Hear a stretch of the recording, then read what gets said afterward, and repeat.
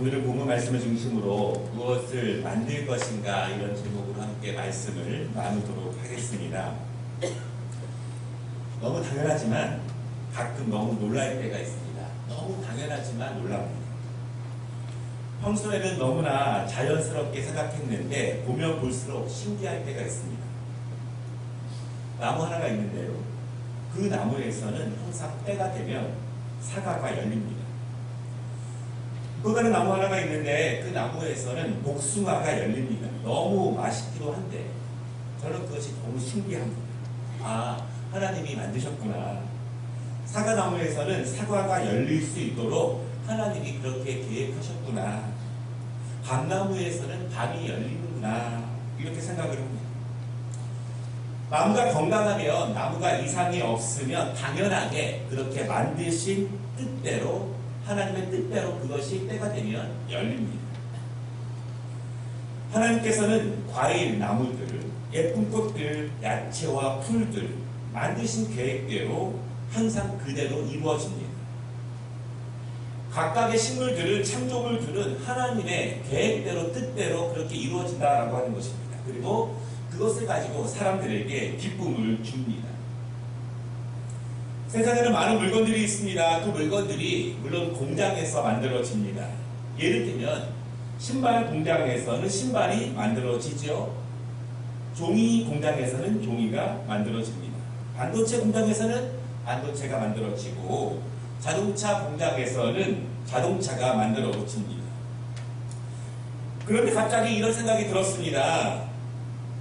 교회도 사실 무엇인가를 만드는 장소인데 하나님께서 교회에게 뜻하신 것은 무엇인가? 하나님은 교회를 세우실 때 무엇을 만들라고 교회를 세우셨을까 하는 것입니다. 교회는 무엇을 만들어야 하는가? 그것이 하나님의 뜻이라면 그것이 하나님의 교회에 대한 목적일 것입니다.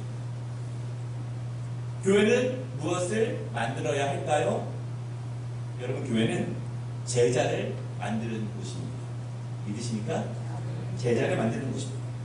예수 그리스도의 제자를 만드는 곳이 바로 교회입니다. 그것이 교회를 만드신 하나님의 뜻이라는 것을 우리가 잊지 말아야 합니다. 오늘 갈라디아 말씀, 특별히 2장 20절 말씀을 중심으로 해서 교회는 제자를 만드는 곳인데 어떻게 그 사명을 감당하면서 제자를 잘 만들 수 있을까? 우리가 함께 말씀을 나누려고 합니다. 첫째는요, 하나님은 우리를 제자로 만들어 가십니다. 한번 따라해 보겠습니다. 하나님은 우리를 제자로 만들어 가신다. 똑같은 재료가 어느 공장에 들어가냐에 따라서 만들어지는 물건이 다릅니다. 그런데 교회에 들어오면 제자가 만들어집니다. 여러분, 그런데 물건이 처음 재료가 들어올 때 처음부터 결과물이 나오진 않죠. 마찬가지로 처음부터 제자가 되지는 않습니다. 예를 들면 여러분, 씨앗을 뿌립니다. 우리는 그 씨앗을 보고 열매라고 말하지 않습니다. 씨앗은 그냥 씨앗입니다. 그 씨앗이 건강하게 자라야 합니다. 잘 양육되어야 합니다. 그러면 우리는 최종적으로 열매라는 이름을 붙입니다. 씨앗 자체로는 열매라고 말하지 않는다는 것이죠. 교회 안에는 수많은 씨앗들이 심겨져 있습니다. 잘 자라야 하는 거예요. 똑같아 보이지만 어떤 분들은 여전히 씨앗인 경우가 있고, 어떤 분들은 이제 막 잎을 싹 틔운 경우가 있고, 어떤 분들은 이제 줄기가 조금 올라온 분들이 있고, 어떤 분들은 이제 잎이 무성한 분들이 있고, 어떤 분들은 꽃이 활짝 핀 분들이 있고, 어떤 분들은 열매가 되신 분들도 있습니다. 우리는 씨앗을 보고는 열매라고 말하지 않습니다. 씨앗을 보고는, 싹만 보고는 과일이라고 말하지 않는다는 것입니다. 마찬가지입니다. 제자도 처음부터 제자가 아닙니다. 싹이 나야 하고, 줄기가 생겨야 하고, 잎이 무성해져야 하고, 꽃이 피어야 합니다. 이 한 단계 한 단계의 과정들을 성실하고 열심히 거쳐가야 합니다. 이 과정은 한 번에 일어나지 않습니다. 며칠, 몇 개월 동안 일어나지도 않습니다. 생각보다 쉽지 않은 과정이고 생각보다 오래 걸리는 과정일 수 있습니다. 사과나무에서 사과가 잘 열려야 사과라고 말합니다. 그래야 사람들이 기뻐합니다. 그래야 그 나무 원래 목적을 달성하는 것입니다. 그래야 사과나무를 만드신 창조주를 기쁘시게 하는 것입니다. 건강하고 보기에도 이쁘고 무엇보다 맛있고 잘 익은 사과를 생산해내야 하겠죠. 나무는 사과나무인데 건강하지 못한 사과를 맺는다면 병들 것입니다. 무엇인가 문제가 있는 것입니다. 여러분, 그러면 농부는 아까워하지 않고 그 나무를 버립니다. 농부는 병든 나무를 아까워하지 않습니다. 왜냐하면 병든 나무를 자르지 않으면 다른 나무에게까지 병이 옮겨갑니다. 모든 나무들이 죽게 되기 때문에 농부는 아까워하지 않고 그 병든 나무를 잘라서 버립니다. 여러분, 그러면 교회는 어떻게 제자가 길러질까요? 싹이 심겨졌는데 다 다른 환경과 다 다른 성장 과정 가운데 있는데 어떤 과정을 통해서 잘 익고 건강하고 맛있고 보기도 좋은 그런 사과나무 같은 제자가 될 수 있을까요? 교회를 다니기만 하면 제자가 될 수 있을까요? 예배에 앉아 있기만 하면 자동적으로 제자가 될 수 있을까라고 하는 것입니다. 여러분, 그렇다면 우리는 지금 사과나무가 있으면 사과라고 하는 최종적인 아름다운 결과를 알고 있습니다. 그렇다면 제자가 만들어지는 것이라면 하나님께서 만드시기를 원하시는 그 제자의 결과, 아름다운 열매의 모습은 어떤 모습일까요? 제가 학문적으로 좋아하는 허워드 가드너라고 하는 학자가 있는데 이분이 스승과 제자의 관계를 이렇게 설명을 합니다. 한번 자막을 보시기 바랍니다. 도제 제도는 학교와는 달리 장인과 매일 고작 몇 시간을 같이 보내는 것으로 구성되어 있지 않다. 수습생은 권위 있는 한 사람에게 온전히 헌신하는데 장인과 계약을 맺고 심지어 그 집에 살기도 한다. 장인과 그 가족의 삶에 매 시간 완전히 매어 있는 것이다. 이러한 계약을 통해 수습생은 장인의 세계관을 온전히 받아들인다. 즉, 장인이 이 세상에서 진실하다고 믿는 것이 무엇이며 그가 받아들일 수 있는 일의 수준과 기준이 무엇인가, 그리고 작업장 안팎에서 바람직한 행동과 인내해야 할 행동, 엄격하게 금지된 행동에는 어떤 것인지 있는지를 받아들인다. 이렇게 말합니다. 여러분, 쉽게 말씀드려서 제자가 되기 위해서는 스승이 필요한데요. 올바른 제자가 되기 위해서는 어떤 스승과 제자의 관계가 필요한가라고 하는 것입니다. 제가 요약을 해보면 이런 것입니다. 첫째로, 학교처럼 단지 몇 시간 다닌다고 하는 사이는 아니라는 것입니다. 학교처럼 지식만 배워갖고 되는 것은 아니라는 것입니다. 두 번째로, 스승과 삶을 함께 해야 한다. 이렇게 말합니다. 그리고 스승을 따라하는 거예요. 여러분, 따라하는 것이 왜 중요하냐면 따라해야만 스승처럼 될 수 있기 때문입니다. 세 번째, 스승과 같이 사는 것이다. 이렇게 강조합니다. 스승의 삶을 그대로 배워야 하는 것이지 잠깐 스승을 만나서는 그런 제자가 될 수 없다. 그렇게 말합니다. 네 번째는요, 스승이 무엇을 중요시 여기는지 그것을 함께 중요하게 여기는 것이고, 스승이 무엇을 금하는지를 함께 그렇게 하는 것이고, 스승이 어떤 일을 하는지를 보고 배우고 그것을 그대로 그렇게 하는 것입니다. 마지막으로, 그 스승이 이 세상을 떠나면 내가 또 다른 스승이 되어서 또 다른 제자를 양성하는 것입니다. 이것이 아름답고 능력있고 열매 맺는 제자가 되기 위한 가정의 모습으로 소개를 하고 있습니다. 우리가 신앙생활을 합니다. 하나님 말씀을 배웁니다. 기도와 말씀 생활을 합니다. 봉사를 합니다. 여러분, 우리가 이렇게 많은 영적인 생활을 하지 않습니까? 이러한 모든 영적인 생활을 하는 이유는 최종적으로 그리스도의 온전한 제자가 되기 위한 목적이라는 사실을 여러분 믿으시기를 바랍니다. 내가 왜 예배드립니까? 왜 기도를 합니까? 왜 어렵게 힘들게 땀 흘려가면서 봉사를 합니까? 주님이 그것을 하신 것이기 때문에 따라하는 거예요. 주님이 그 일을 하셨기 때문에, 복음을 전하셨기 때문에, 기도하셨기 때문에 나도 주님의 온전한 제자가 되기 위해서 그 일을 하는 것입니다. 주님이 중요하게 여기는 것과 우리의 스승 되신 예수님께서 금하신 것을 우리가 하지 않는다면 우리는 다른 사람의 제자가 될 줄은 모르지만 예수님의 제자가 되기는 어렵다라고 하는 것입니다. 여러분, 그런데요, 우리가 신앙생활하면서 예수님의 신실한 제자가 되기 위해서 필수적으로 겪어야 될 과정이 있는데 그것이 오늘 20절 말씀에 기록되어 있습니다. 이 말씀이에요. 내가 그리스도와 함께 십자가에 못 박혔나니, 이렇게 말씀을 합니다. 우리가 진정한 예수님의 제자가 되기 위해서 중요한 것은 십자가에 못 박힌다라고 하는 것입니다. 무슨 뜻일까요? 우리도 십자가에 올라가서 못이 박혀야 하는가? 여러분, 그것을 말하는 것은 분명히 아닐 것입니다. 뜻이 있습니다. 그것은 내가 예수를 만나기 전에 나의 생각과 나의 습관과 내가 중요하게 여기는 것과 내가 추구하고 있던 목표들과 내가 즐거워하고 있는 것들과 내가 만족하고 있는 것들을 십자가에 못 박아라, 이런 의미입니다. 못 박는 것은 버리는 거예요. 포기하는 것입니다. 이제 그만하라, 이렇게 말씀합니다. 여러분, 이렇게 물어볼 수 있어요. 그러면 모든 것을 다 포기하라는 것인가? 다 버리라는 것인가? 다 없애라는 것인가? 꼭 그렇지만은 않습니다. 우리는 여기서 성경 공부와 말씀 읽는 것의 중요성을 다시 한번 배우게 됩니다. 여러분, 우리는 말씀을 읽습니다. 듣고 배우고 묵상하고 공부합니다. 그리고 그 말씀에 의해서 내 생각과 내 삶을 점검하는 거예요. 내 가치관을 점검합니다. 내가 중요하게 생각하는 것과 내가 금하는 것과 내가 소중하고 만족하게 여기는 것을 날마다 말씀을 읽고 듣고 배울 때마다 점검하는 것입니다.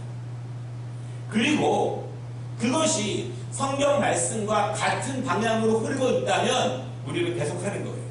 더 발전시키는 것입니다. 더 노력해서 더 높은 수준으로 이르게 하는 거예요. 찬양하는 분들은 그 수준을 높이는 것입니다. 교사들은 그 수준을 높이는 거예요.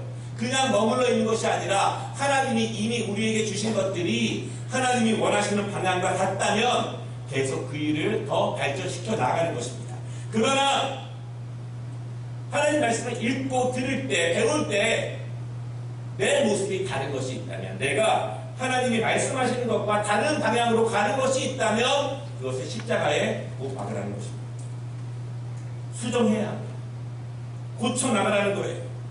열심히 노력해야 합니다. 하나님 말씀을 목표로 해서 나의 과거의 삶과 여전히 고쳐지지 않는 그 내용들을 하나님 말씀을 통해서 수정하고 고쳐나가라, 그렇게 말씀하고 있습니다. 여러분, 이것이 우리의 모습을 십자가에 못 박는 것입니다. 그리스도의 제자가 되기 위해서 이 과정을 필히 겪어야 한다는 사실을 여러분 기억하시기를 바랍니다. 교회는 무엇을 만드는 곳이라고 말씀드렸습니까? 교회는 제자를 만드는 곳입니다. 우리는 왜 신앙생활을 합니까? 왜 이 자리에 있습니까? 예수님의 제자가 되기 위해서입니다. 예수님의 제자가 되기 원하지 않는다면 우리가 예배를 드릴 이유는 전혀 없습니다. 그러나 여러분, 우리 신앙생활, 우리 삶의, 우리의 존재의 목표가 그리스도의 신실한 제자가 되는 것이라는 사실을 꼭 기억하시기를 바랍니다. 두 번째, 제자는 그리스도와 함께 사는 것이다, 이런 뜻입니다. 우리가 생각해 볼 것이 있는데요, 우리는 어떻게 그리스도의 제자가 될 수 있는가라고 하는 것입니다.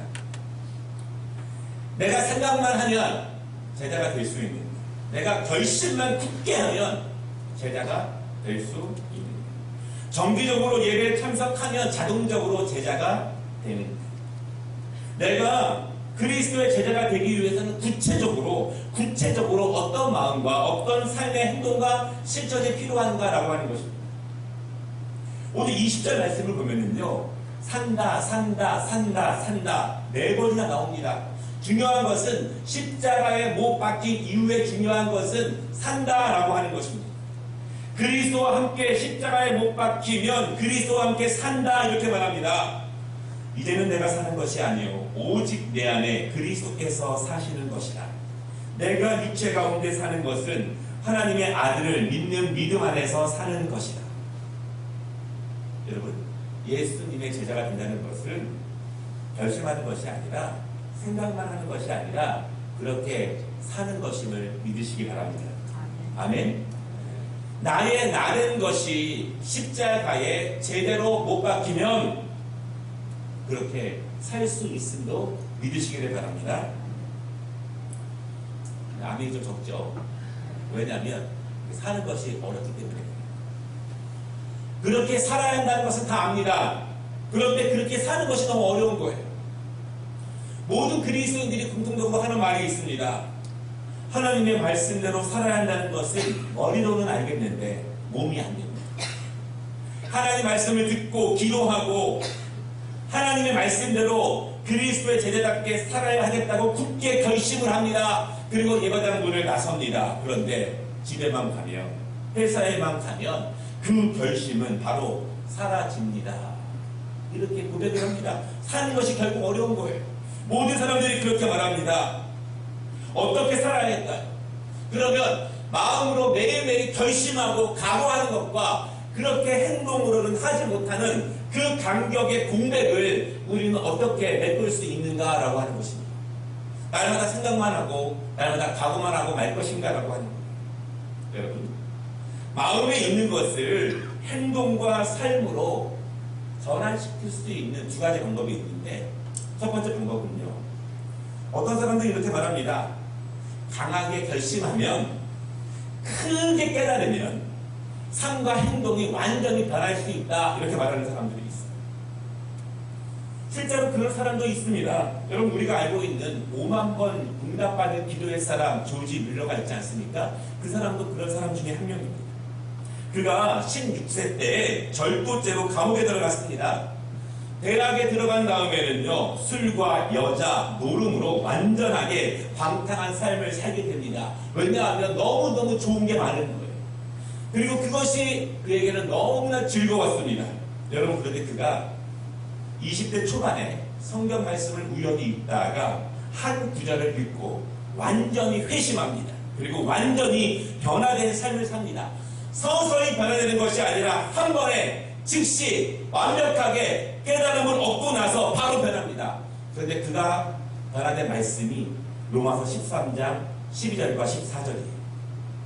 밤이 깊고 낮이 가까웠으니 그러므로 우리의 어두움의 일을 벗고 빛의 갑옷을 입자.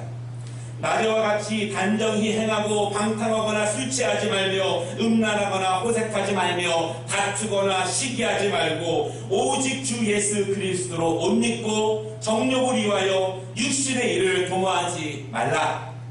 아멘. 이 말씀을 읽을 때 성령께서 그 마음을 역사하십니다. 여러분, 서서히 변하지 않습니다. 한 번에 급격하게 완전히 그 삶이 변화될 수 있음을 믿으시기를 바랍니다. 변화될 수 있습니다. 우리가 잘 아는 유명한 소설가가 있습니다. 빅토르 위고라고 하는 사람이죠. 그가 20세 때부터 많은 글을 써서 세계적으로 유명한 작가, 명성을 얻는 사람이 되었습니다. 그는 많은 사람에게 사랑을 받았지만 정작 가족에게는 사랑을 받지 못합니다. 왜냐하면 그는 술에 거의 중독되었습니다. 탐욕에 빠졌습니다. 음탕한 생활을 하면서 젊은 날을 보냅니다. 그를 바라보는 가족들이 너무나 힘들었습니다. 그의 자녀들도 그런 아버지를 바라보면서 너무나 괴로워했습니다. 그런데 그런 그에게 큰 슬픔이 다가옵니다. 그의 사랑하는 딸 레오프 딘느, 그 딸이 물에 빠져 죽었습니다. 그리고 샌드강의 시체로 떠올랐습니다. 여러분, 후에 그 미고는요, 딸의 죽음을 이렇게 글러섰습니다. 이 비극은 하나님이 내게 주신 심판이다. 나의 딸이 죽은 것이 아니라 내가 죽은 것이다. 그 사건으로 미고는 한 번에 즉시 변합니다. 딸의 죽음을 통해서 하나님을 만납니다. 그리고 완전히 변하는 거예요. 단번에 변하는 것입니다. 단번에 완벽하게 변하게 됩니다. 그리고 그가 자기 자신의 모습을 바라보며 쓴 소설이 레미제라블, 그 유명한 소설. 그리고 그 소설의 주인공인 장발자, 그것은 자기 자신의 모습을 바라보면서 그 책을 쓰게 되었습니다. 여러분, 인생 가운데 단 한순간이라도, 단 성경 구절 하나라도, 하나님의 말씀 하나라도 제대로 만나면 인생이 그렇게 변할 수 있음을 믿으시기를 바랍니다. 생각과 마음으로 결심을 수백 번 해도 하나님의 말씀을 제대로 만나면 완벽하게 변할 수 있음을 여러분 믿으시기를 바랍니다. 저는 정말 우리 교회에 이러한 믿음의 증인들이, 산 증인들이 많아지기를 원합니다. 그런 간증이 넘쳐나야 합니다. 그래야 하나님의 살아계심을 우리가 몸으로, 삶으로 증명할 수 있습니다. 여러분, 기쁜 일이든지 슬픈 일이든지 큰 깨달음을 하면 이렇게 완벽하게 변할 수 있는데, 그리스도의 제자로 우리의 삶을 변화시킬 수 있는 두 번째 방법이 있습니다. 늘 마음으로 결심하는데 살기는 날마다 어려운데 어떻게 우리가 변화될 수 있을까? 하나님의 나라를 욕망하라 나온 지 얼마 안 된 책인데요. 그 책의 저자 제임스가 이렇게 말합니다. 우리가 어떻게 그리스도의 제자다운 변화된 삶을 살 수 있을까? 늘 마음과 결심에만 그치는 것이 아니라 잠깐 그렇게 시도해보다가 포기하는 것이 아니라 어떻게 그리스도의 제자로서 그리스도와 함께 살 수 있을까, 그런 고민을 하게 됩니다. 그가 뭐라고 말했냐면, 우리의 육체적 구조와 우리의 신체가 연습되지 않고 훈련되지 않으면 그렇게 사는 것은 불가능하다, 그렇게 말합니다. 단순한 각오와 결심만으로 우리의 삶 가운데 말씀대로 살기는 불가능하다, 그렇게 말하는 거예요. 여러분, 어떻게 그러면 우리는 할 수 있습니까? 여러분, 어떤 사람들은요, 자신의 스타일이 있습니다. 성격이 있습니다. 못 고친 것들이 있습니다. 어떤 사람들은 그 사람만이 말하는 스타일이 있습니다. 생각하는 스타일이 있고요. 판단의 기준이 있습니다. 습관과 버릇이 있어요. 안 고쳐지는 거예요. 예를 들어보겠습니다. 한 학생이 공부를 열심히 해야지 깨달았습니다. 각오를 해요. 그리고 책상에 앉습니다. 뭘 먼저 하죠? 컴퓨터를 먼저 엽니다. 공부해야지. 그리고 뭘 하죠? 여러 사이트를 검색하기 시작합니다. 두세 시간이 지납니다. 그러면 공부는 못하게 돼요. 공부하는데 그렇게 습관이 들여버린 것입니다. 운전하는 스타일이 있습니다. 일하는 스타일이 있어요. 사업하는 스타일이 있습니다. 말하는 스타일이 있고, 다른 사람을 대하는 스타일이 있고, 공동체에서 협력하는 스타일이 있습니다. 교회에서 봉사하고 섬기는 스타일이 있어요. 안 고쳐져요. 시간이 남을 때 그 남는 시간을 활용하는 스타일이 있습니다. 성경책을 읽을 때, 기도하고자 결심했을 때, 예배를 드릴 때 스타일이 있습니다. 안 고쳐지는 거예요. 결심은 늘 하지만, 각오는 늘 하지만 안 고쳐져요. 왜냐하면 그 스타일과 습관이 몸에 배어져 있기 때문에 안 고쳐지는 거예요. 조금만 지나면 엉덩이가 움직입니다. 딴 생각이 드는 거예요. 말하는 것도 그렇고, 일하는 것도 그렇고, 다른 사람을 대하는 것도 그렇습니다. 근육이 오랫동안 그렇게 굳어져 버렸기 때문에 마음으로 아무리 결심해도 몸이 그렇게 안 따라간다는 것입니다. 아무리 결심한들 우리의 근육과 몸이 자동적으로 그렇게 반응하는데 우리가 어떻게 하나님 말씀을 삶으로 살아갈 수 있냐라고 하는 것이죠. 그 제임스는요, 이렇게 말해요. 우리가 육체적으로, 실체적으로 훈련해서 내 근육이 변하지 않으면 하나님 말씀대로 살기는 불가능하다. 우리의 신체를 쳐서 복종시키라, 그렇게 말합니다. 여러분, 그가 이런 예를 들어요. 중세 수도사들이 있습니다. 그들이 밖에서 어떤 삶을 살았든 수도원에 들어오면 과거에 그들이 집에서 하던 생활 방식을 그대로 할 수 없습니다. 수도원의 규칙을 따라야 합니다. 강하게 규제되는 거예요. 정시에 일어나야 합니다. 정시에 몇 시간 동안 움직이지 않고 기도해야 합니다. 식사하는 법이 있습니다. 그것이 끝나면 모두 함께 노동을 해야 합니다. 그리고 말씀을 오랫동안 읽어야 하고 함께 기도하는 시간이 있습니다. 자기 공간을 정결하게 유지해야 합니다. 그리고 말씀을 읽어야 하는 시간이 있고 기도를 하는 시간이 있고 말씀을 암송해야 되는 구절들이 있습니다. 정확한 시간에 잠자리에 들어야 합니다. 때가 되면은 정기적으로 금식을 해야 합니다. 오랫동안 침묵으로 지내기도 해야 합니다. 얼마나 괴로울까요? 그렇게 안 살아본 사람들이 얼마나 힘들까요? 얼마나 견딜 수 있을까요? 그리고 반대로 얼마나 오랫동안 그렇게 훈련돼야 그들의 세포들이, 그들의 근육들이, 그들의 습관들이 이 수도원의 삶에 적응될까요? 자연스러워질까요? 이 작가가 이렇게 말합니다. 우리의 몸을 쳐서 복종시키지 않으면 그리스도와 함께 사는 것은 불가능합니다. 쳐서 복종시켜서 시간이 흘러서 우리의 몸이 자동적으로 주님처럼 생각하고 주님처럼 말하고 주님처럼 대할 수 있도록 우리의 육체가 단련되고 훈련되어야 한다, 이렇게 말하는 것입니다. 몸이, 근육이 그렇게 변합니다. 오랜 동안 기도하는 것이 편해지는 거예요. 깊은 집중 가운데 예배드리는 것이 자연스러워집니다. 말씀 한마디 한마디 순종하는 것이 더욱더 은혜로워집니다. 땀을 흘리며 노동하고 다른 사람들과 함께 즐겁게 협력하는 것이 즐겁고 행복해지게 됩니다.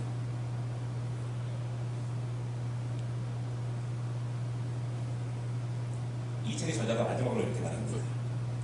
제자도는 이런 것이다. 그리스도의 제자가 된다는 것, 그분과 함께 산다는 것은 결국 우리의 육체를 쳐서 복종시키는 것이다. 훈련시키는 것이다. 그래야 그렇게 살 수 있다. 그럼 믿으십니까? 우리가 결심을 수백 번 해도 말씀대로 살지 못하는 이유들입니다. 말씀을 마치겠습니다. 사과나무는 사과를 맺습니다. 건강하면 맺습니다. 때가 나면 맺습니다. 맺지 못하면 농구는 버립니다. 신발 공장에서는 신발이 만들어집니다. 절대로 다른 것들이 만들어지지 않습니다. 교회에서는 무엇이 만들어져야 하는가? 하나님께서는 무엇을 만들고자 교회를 세우셨는가? 그것은 절대적으로 그리스도의 제자입니다. 그리스도의 제자를 만들고자 교회를 세우신 것임을 믿으시기 바랍니다. 우리는 서로 협력해서 함께 강건한 그리스도의 제자가 되어야 하는 것입니다. 교회가 제자를 만들어내지 못하면, 주님과 함께 사는 제자를 만들어내지 못하면 건강하지 못한 교회입니다. 쓸모가 없어지게 됩니다. 이 시대에는 교회의 숫자가 부족한 것이 아니라 건강한 제자의 숫자가 부족한 것입니다. 그러나 여러분, 우리의 그 모든 것들을 십자가에 못 박으면, 완벽하게 못 박으면 제자가 될 수 있다는 사실도 믿으시기를 바랍니다. 못 박으면 믿을 수 있습니다. 몸무게 120kg가 넘는 한 여성이 2년 동안 극심한 운동을 통해서 다이어트를 성공했습니다. 50kg 정도가 몸무게가 되었습니다. 그리고 이렇게 말합니다. 지난 30년 동안 살아왔던 먹는 습관, 잠자는 습관, 생활 습관을 지난 2년 동안 바꾸는 것은 너무나 고통스러웠습니다. 내 몸의 세포들의 습관을 바꾸는 작업이었고 내 몸의 근육의 습관을 바꾸는 작업이었습니다. 그러나 바꾸고 나니, 지난 고통의 시간을 잘 견디고 나니 지금 나에게는 신세계가 펼쳐져 있습니다. 내 몸이 변하지 않았다면 절대로 상상할 수 없는 영광스러운 나날을 보내고 있습니다.